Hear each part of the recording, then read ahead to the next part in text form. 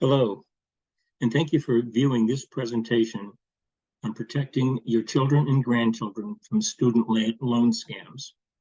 This is one in a four-part series to help you gain scam prevention tips that'll help you shield yourself and your young children and teen grandchildren from danger. The other presentations in this series are protecting your children and grandchildren from scams and identity theft, protecting children and grandchildren from job search scams, and the grandparent scheme. One of the things to remember as we're talking about scams is that the goal of all criminals is to gain your confidence in order to get your money or to get your personal information, which usually leads to getting your money. If you have children or grandchildren, this is important information for you. We're going to talk about a couple things in the next half hour.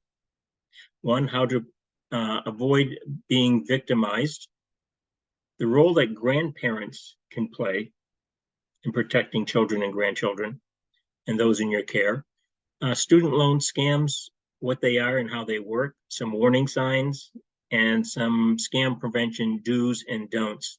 And then we'll finish up with some AARP resources. Education, information, and awareness is key to protecting yourself. It's your first line of defense. If you know about a scam, you are 80% less likely to engage with the scammer. And if you do engage, you are 40% less likely to be victimized. When we talk about grandparents, when asked who they trust most, teens and those in their 20s say their parents and their grandparents. So we need to take the bait. We need to guide them through this treacherous landscape of modern fraud. It is not the kind of fraud that we were used to growing up as children and young adults. Most of it is all digital now. When AARP did a lot of research in putting the Fraud Watch network together, they went out to jails and they asked people who were in jail for perpetrating scams and fraud, why are you so successful at taking people's money? And they all said the same thing. You've got to keep them under the ether. You need to keep them in a heightened emotional state so they are not thinking logically anymore, but they're thinking emotionally. And when we talk about the loan schemes in particular, the kind of ether we can get under, the heightened emotional state we can get under, is that we are fearful of getting behind on our loans and how we're going to pay for them. And people come out of the woodwork trying to convince us that they can either reduce the loan or eliminate the loan or make it cheaper. The other kinds of things under the ether, that you're going to that you're going to go to jail. And some of these scammers might do that with the loan schemes, that if you don't pay up, you potentially are going to jail. Fear. Congratulations, you've won the lottery. Excitement. Fear again, we've kidnapped your grandchild. And hope that we can reduce your student loans.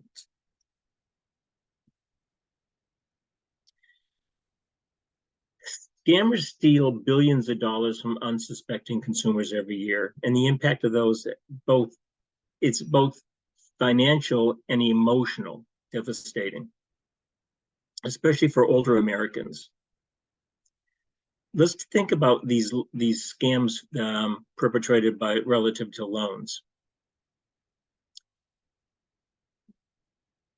Back in March of 2020, because of the pandemic, COVID-19 pandemic, there was a moratorium on federal loan payments, and that relief had been extended several times. The Department of Education says that the interest on loans will begin to accrue September 1st, 2023, and that loan payments will resume in October 2023. Scammers pose as student loan servicers of one sort or another, or representatives of the Department of Education, and they try to convince you that they can help you out. Scammers will solicit things, upfront payments, And when somebody wants to have you pay up front for a service they're going to provide, generally speaking, it's a scam.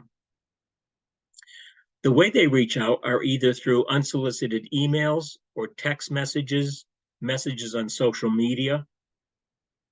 And scammers will solicit these upfront payments. And like your federal loan aid or FSA account credentials, and they're going to look for information for that, as well as your social security number, and supposedly to secure you freedom from your debt. Like I said, the heightened emotional state that you think you can actually reduce your student loan debt. That is not possible at this point. So student loan scams happen in a number of ways. There's nothing a debt relief company can do for you that you cannot do yourself, and you can do it for free. Something you should do if you're ever contacted is read the email carefully, and it's probably not coming from a reputable source. You need to contact your loan service or the Department of Education directly. Don't just click on a link that's in an email that says this will take you to the site.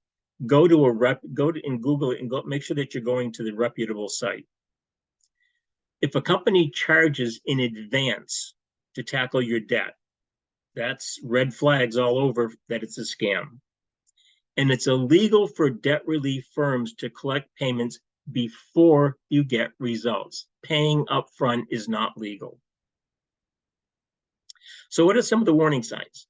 Well, again, like I said, you receive an unsolicited message from a debt relief company or a student loan entity promising that they're going to quickly reduce your payments or get you some kind of loan forgiveness. Unsolicited. You didn't reach out to them. They reached out to you. And you're asked again to make upfront payments or pay a reoccurring fee to get your debt reduced. If you have to pay upfront for anything, it's a scam. Some of the warning signs that are out there, if you're asked to provide your social security number or your FSA ID, your username or your password. If the Department of Education is reaching out, or your loan servicer is reaching out, they have this information. They're not going to ask for it. Federal agencies and loan services will not ask you for this information ever. They have it. Some of the do's in terms of loan forgiveness. Do visit the Department of Education's studentaid.gov, the site for free information on getting help with your federal student loans. Do contact your loan servicer. You have all that paperwork. When you took out the loan, you should have all that paperwork with you. These slides will be available on the website that you're viewing this presentation. And you can click on any one of these blue links and it'll bring you right to that information. So do contact your loan servicer to learn more about and how to apply for repayment or forgiveness programs at no cost. And do check out debt relief firm before giving any information or signing any agreement. You can ask your state here in Massachusetts Consumer Protection Office about the company and use the Better Business Bureau directory to look it up to make sure it is a legit company. Some other do's for you. Do be skeptical of calls and emails claiming that they're from an affiliated agency or somebody affiliated with the Department of Education. Scammers impersonate them all the time. They may even use official titles and logos that appear legitimate in the email or the text message that you get. And do log into your FSA account and change your ID if you think it's been compromised. And again, your password, obviously. And contact your loan servicer to make sure no unwanted actions were taken on your loans. Again, information, education, and awareness is key here. You need to check those accounts. So that's what you should do. What shouldn't you do? You should never share your FSA ID. Bad actors are out there. They're all over the place, and they can use that information to log into your student aid account, to change your loan information, even divert the payments that you're making. Don't pay for a debt relief company before its work is done for you. And generally speaking, you can do all the work yourself for free. You don't need to have anybody. They're not going to do it probably any faster and get any better results. And don't give a company third-party authorization or power of attorney to talk to your loan servicer and to act on your behalf. Scammers seek such permission to conceal from you that they aren't paying your bills. And don't be rushed. Take your time. Scammers will tell you to act fast to avoid missing out on some kind of new loan forgiveness programs. Urgency is one of the key things that scammers rely on. You must do it now, because if you don't, you're going to lose out. So take your time and look up the program yourself. Google it. And when you Google it, make sure that you look at the URL that you're clicking on to make sure it is a valid site and not a phony one. Here's some resources for you. Report suspected loan scams to the Federal Trade Commission and to the U.S. Consumer Financial Protection Bureau. And your state attorney generals. The attorney general is in the state very aware of what's going on and are well aware and can help you out with any questions. You can also submit a complaint to the Federal Aid Student Office. And again, all these blue links will be in the slides that will be available online. And just click on them and it'll take you right to that trusted site. The federal government's FSA site has a wealth of information on managing and repaying student loans. Again, here's the link, and it'll bring you right to that site to give you the information that you need. And you can check studentaid.gov for more information. So there are a ton of resources out there that are legitimate. Again, don't rely on unsolicited emails or texts that say they're going to help you out. AARP runs something called a Fraud Watch Network, and part of that is the Fraud Watch Network helpline, and the number here is 877-908-3360, and it's free to everybody. You don't have to be a member. You don't have to be over 50. You can use it to report a scam. If you think you've encountered a loan scam, let them know. Call the number and report it. Again, report it to the Federal Trade Commission too on the link that I had just before here. The Fraud Watch Network helpline can help you figure out if something is legitimate, and it can get you help if you or a loved one has experienced a scam. Oftentimes, they probably won't get your money back, but they will help you navigate what you should do next to keep you and your family safe.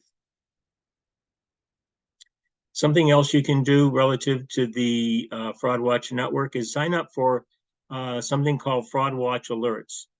They talk about they come out every other week.